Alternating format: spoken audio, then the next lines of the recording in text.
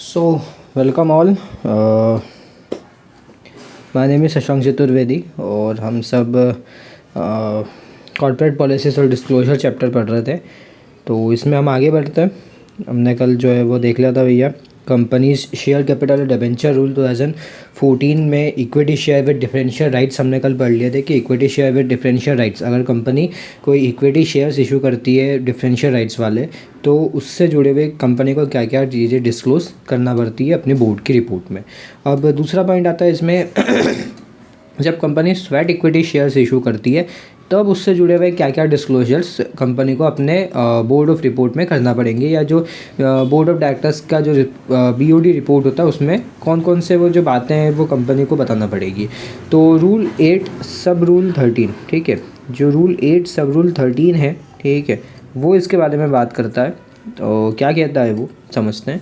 Rule 8 सब rule 13 provides that the board of directors shall inter alia disclose in the directors report for the year in which such shares are issued following details। Rule 8 सब rule 13 board of directors को ये कहता है कि उनको disclose करना है अपनी रिपोर्ट में उस साल जिस साल में भैया शेयर्स जो है वो इशू करे गए, स्वेट इक्विटी शेयर्स इशू करे गए हैं, ठीक है। स्वेट इक्विटी शेयर्स से जुड़ी हुई कुछ डिटेल्स। इसमें सबसे पहला आता है द क्लास ऑफ डायरेक्टर्स और employ to whom sweat equity shares were issue, ठीक है, वो कौन कौन से डायरेक्टर्स है या वो कौन कौन से एम्प्लॉयज़ है जिनको स्वेट इक्विटी शेयर्स जो है वो इशू करे गए। दूसरा, क्लास ऑफ शेयर्स इशूड है स्वेट इक्विटी शेयर, वो कौन कौन से शेयर्स हैं जो कि स्वेट इक्विटी शेयर्स के रूप में आपने इशू करे हैं। तीसरी चीज़, कितने number of sweat equity shares आपने डायरेक्टर्स को, केएमपी को, अदर एम्प्लॉयज़ को जो है वो इशू करे हैं, showing separately the number of such shares issued to them, ठीक है, आपको अलग अलग शो करना है नंबर कि भैया ये आपने इशू कर देता है। If any for consideration other than cash, अगर कैश के बजाय किसी चीज़ में आपने कंसिडरेशन लिया है। और individual name of allottee having 1% और more of the issued share capital, ठीक है, और उस इंडिविजुअल का नाम आपको स्पेसिफिक लिखना है जिसके पास में 1% से ज़्यादा शेयर्स हैं, ठीक है। सीधी सी बात है, मतलब कितने number of sweat equity shares आपने इशू करे डायरेक्टर्स को, केएमपी को और जो अदर एम्प्लॉयज़ होते हैं उनको, तो वो ये चीज़ तो आपको शो करनी है। इसके अलावा आपको ये चीज़ भी सेपरेटली शो करनी है कि कितने नंबर ऑफ शेयर्स इशू करे गए हैं अदर देन कैश की कंसिडरेशन के, और वो अलॉटीज़ कौन कौन है, मतलब वो कौन कौन से पर्सन है जिनको आपने शेयर इशू करें 1% से ज़्यादा।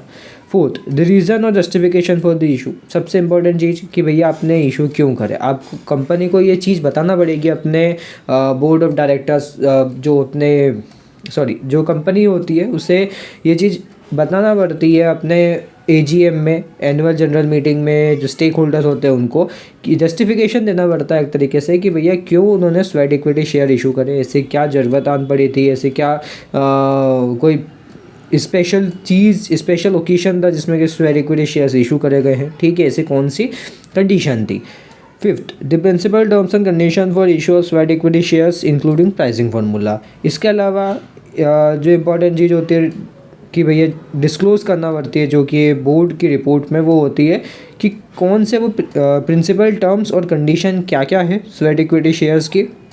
इंक्लूडिंग प्राइसिंग फार्मूला कि भैया प्राइसिंग फार्मूला क्या है, मतलब स्वेट इक्विटी शेयर को जो प्राइस पे आपने इशू करे तो वो प्राइस पे आप कैसे पहुँचे, ये चीज़ भी आपको बताना पड़ेगी। 6 point, the total number of shares arising as a result of issue of sweat equity share, sweat equity share issue करने के बाद टोटल अब कितने शेयर्स जो है वो हो चुके हैं कंपनी के, ये चीज़ भी कंपनी को डिस्क्लोज़ करना पड़ती है, या जो बोर्ड ऑफ डायरेक्टर्स होते हैं उनको डिस्क्लोज़ करना पड़ती है। Percentage of sweat equity share of the total post issued and paid up share capital, ठीक है, total number of sweat equity shares अब कितने हो गए हैं पेड अप शेयर कैपिटल में, ठीक है, उनका परसेंटेज आपको बताना पड़ता है। कंसिडरेशन रिसीव्ड और benefit accrued to the company from the issue sweat equity share, क्या कंसिडरेशन मिला, मतलब क्या बेनिफिट मिला कंपनी को स्वेट इक्विटी शेयर इशू करने से। मतलब भाई कंपनी ने स्वेट इक्विटी शेयर को, ऐसा तो नहीं है यार कि ऐसा तो नहीं है कि कोई मतलब दान के रूप में या कुछ ऐसे ही इशू कर दिए, शौक मतलब मज़े आ रही थी तो इशू कर दिया, ऐसा नहीं होता है। कंपनी जो रहती है वो भैया स्वेट इक्विटी शेयर अगर इशू कर रही है तो उसके पीछे क्या रीज़न था, उसको क्या बेनिफिट मिला, ये चीज़ भी आपको बताना पड़ती है। इसके अलावा जो डाइल्यूटेड ईपीएस होता है वो भी आपको बताना पड़ता है कि आपने जो इशू करे स्वेट इक्विटी शेयर तो उसका डाइल्यूटेड ईपीएस कितना है। ये तो हो गई बात हमारी स्वेट इक्विटी शेयर से जुड़ी हुई। अब हम आगे बढ़ते हैं एम्प्लॉय स्टॉक ऑप्शन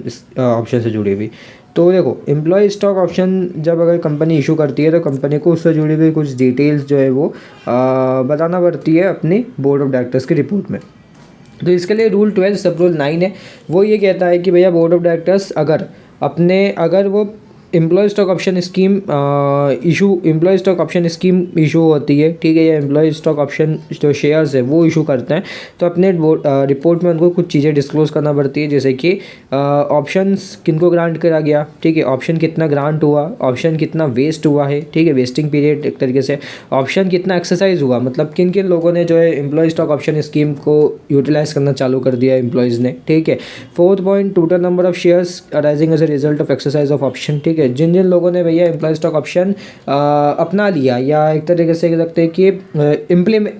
इम्प्लीमेंटेशन भी करने लग गए, तो उससे कितने नंबर ऑफ शेयर्स अब हो गए हैं, ऑप्शंस कितने लैप्स हो गए हैं, ठीक है, मतलब वो कौन कौन से लोग हैं जिन्होंने मतलब वो कौन कौन से एम्प्लॉयज़ हैं जिन्होंने ऑप्शंस अब तक हाथ ही नहीं लगाए या भूल गए या छोड़ दिया है जिन्होंने, ठीक है। एक्सरसाइज प्राइस क्या रही, ऑप्शन आपने किस प्राइस पे जो है वो इशू करा है। इसके अलावा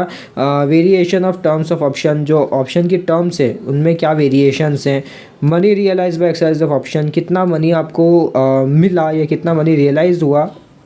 ऑप्शन की एक्सरसाइज होने से, टोटल नंबर ऑफ ऑप्शंस कितने फोर्स में, मतलब अभी कितने करंट में टोटल एम्प्लॉय स्टॉक ऑप्शन जो है वो प्रेजेंट है या चल रहे हैं, ठीक है। Employees wise detail of option granted to, ठीक है, जो एम्प्लॉयज़ वाइज डिटेल होती है जिन जिनको भी अपने ऑप्शन ग्रांट करे हैं, KMP हो गए जैसे, ठीक है, या कोई अदर एम्प्लॉय होगा जिसको कि रिसीव हो रहे हैं option in any 1 year of option amounting to 5% और more of option granted during that year, ठीक है। Identified employees who were granted option, ठीक है, आपको आइडेंटिफाई करना उन एम्प्लॉयज़ को भी जिनको आपने ऑप्शन ग्रांट कराए during 1 year, during any 1 year, किसी भी एक साल में, इक्वल टू और exceeding 1% of the issued capital, ठीक है, जो कि कंपनी की इशूड कैपिटल के 1% या उससे ज़्यादा हैं of the company at the time of grant, ठीक है, जब भी आपने इशू ग्रांट करा था, ठीक है। तो ये कुछ डिटेल्स होती है जो कि आपको डिस्क्लोज़ करना पड़ती है अगर आपने एम्प्लॉय स्टॉक ऑप्शन स्कीम जो है वो इशू करी है एम्प्लॉयज़ के लिए, ठीक है। सो ये हमारा पॉइंट है इतने। इसके बाद में एक और हमारा पॉइंट है फिर जो ये आएगा, ठीक है। सो इसको हम सोच रहे हैं कि इसके लिए एक अलग से पूरा वीडियो बना देंगे, ठीक है, जिसमें हम